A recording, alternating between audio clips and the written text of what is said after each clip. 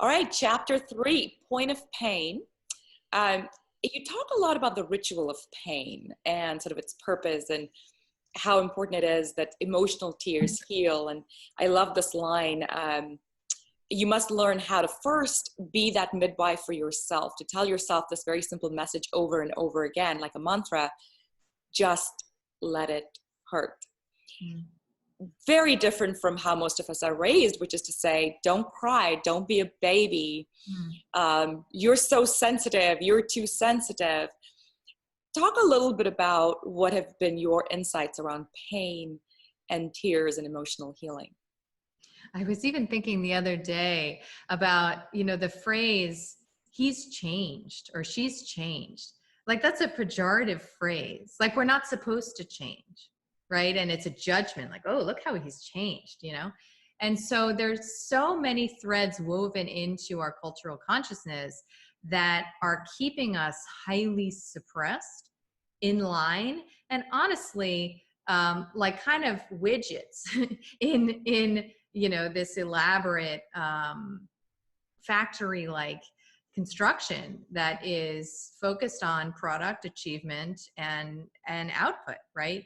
So where are we in that, right? Like where's the human experience in that? We've lost the thread that so many indigenous cultures hold, which is an understanding that initiation is necessary for transformation into an adult consciousness, that challenges, adversity, and even deep grief have a medicine in them, right? That there's a strength that is refined and built and born of these dark passages, right? Because really, what are we talking about here? We're talking about emotions, right? And are we really that scared to feel things like rage or sadness or shame? Yeah, we are. It's absolutely terrifying.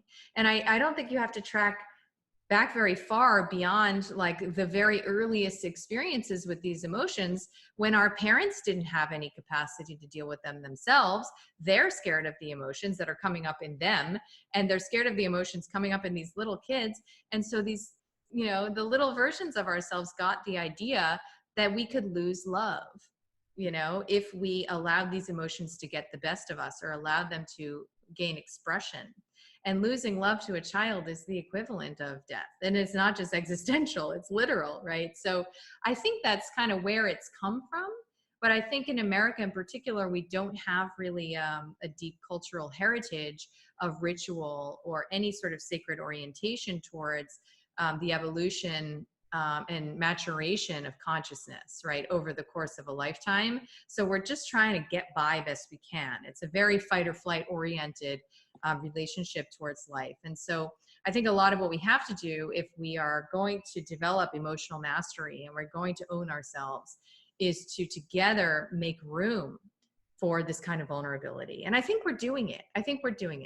I see it in the zeitgeist, that we're beginning to understand, when you have two people in front of you and one is like, just like really holding it together, right? Like doing everything they can to make sure they're showing up professional and like they've checked all the boxes of their life. And then we have the person on the right who's kind of like, you know what? Doing the best I can. I got a lot of stuff I'm working on. It's like refreshing. That's what Absolutely. we would rather hang out with, right? So at this point, I think our compass is pointing towards authenticity.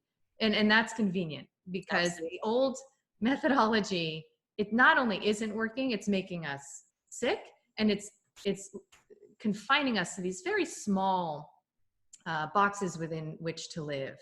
And we're starting to get the sense like maybe there's another way.